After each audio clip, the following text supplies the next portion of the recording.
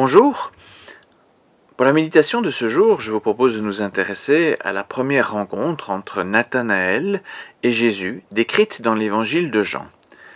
Les quelques versets que je vais lire se trouvent dans une péricope du premier chapitre de l'évangile qui nous décrit l'appel des premiers disciples de Jésus. Au verset 45 à 48, nous lisons ceci.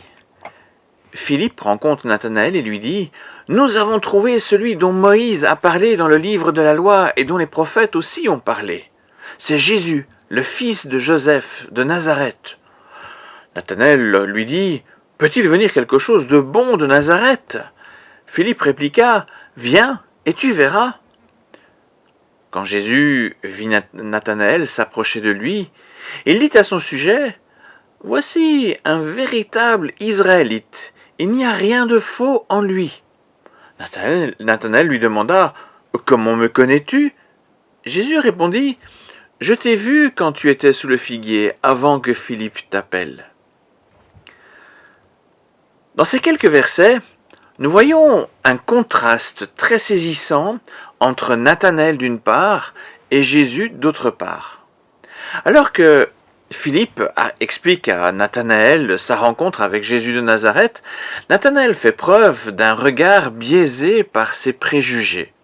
Sans même avoir rencontré Jésus, il pose d'emblée un regard négatif construit par sa croyance qu'il ne peut rien sortir de bon de Nazareth. Il est vrai que la ville souffrait d'une mauvaise réputation. À l'inverse, Jésus rencontre Nathanaël pour la première fois. Quand il le rencontre pour la première fois, il le décrit en des termes élogieux. « Il n'y a rien de faux en lui », dit-il. Jésus témoigne alors de sa capacité à connaître à l'avance jusqu'à l'intérieur des cœurs des gens, même sans voir. Préjugés d'un côté, vérité au-delà des apparences de l'autre. Certes, Jésus aurait pu tomber aussi dans le piège des préjugés.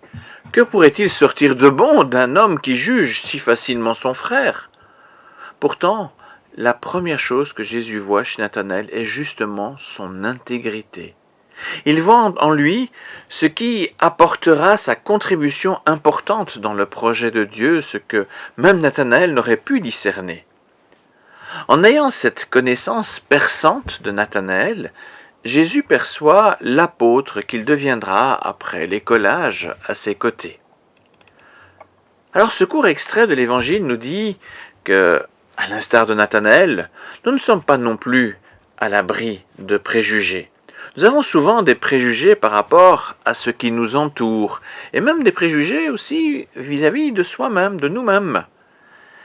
Et il n'est pas rare que dans nos pensées, nous nous disions « Que peut-il sortir de bon d'un tel » ou « Que peut-il sortir de bon de moi ?» Nous ne maîtrisons pas toujours ces appréhensions.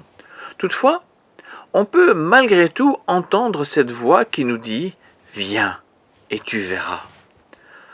Notre regard est certes limité et imparfait.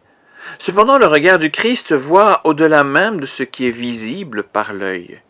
Il connaît les profondeurs du cœur de chacun. Il connaît aussi les dons que l'Esprit donne aux uns et aux autres, avant même que quiconque ne puisse l'observer. Le Seigneur appelle les siens à sa suite pour un service approprié à chaque personne. Si Nathanaël était resté cantonné dans son préjugé, il n'aurait jamais pu devenir apôtre du Christ et il n'aurait jamais pu collaborer avec l'équipe choisie par Dieu. Ce ne devait pas être si simple que ça pour lui. Lui, un fidèle patriote, travailler de main dans la main avec des collecteurs d'impôts considérés comme des collaborateurs de l'ennemi occupant le pays. Je parle des Romains qui occupaient évidemment Israël à ce moment-là. Et pourtant, il parvint à placer sa confiance en Christ, sa confiance dans le juste regard que Christ pose sur nous. Nous avons bien entendu besoin de prudence et de discernement, la Bible en parle aussi, mais prenons garde à ne pas empêcher quelqu'un d'être au service du Seigneur à cause de nos préjugés personnels. Et cela s'applique d'abord à soi-même. L'Esprit de Dieu nous unit dans un seul corps, dont Christ est la tête, afin de collaborer au projet divin. Il ne faudrait pas que ni soi-même, ni un frère ou une sœur ne manquent à l'appel du service, sans quoi le corps dysfonctionnerait. Quand on accepte l'invitation « Viens et tu verras », en d'autres termes, quand on accepte de se mettre au service du Christ en constatant la pertinence de ses choix pour les uns et pour les autres selon sa divine connaissance, alors nous deviendrons les témoins de choses extraordinaires comme ce fut le cas pour Nathanaël, comme l'avait promis Jésus quand il lui dit au verset 50 et 51, « Tu verras de bien plus grandes choses que celles-ci. Oui, je vous le déclare, c'est la vérité. Vous verrez le ciel ouvert et les anges de Dieu monter et descendre au-dessus du Fils de l'homme. » Merci pour votre écoute et à bientôt.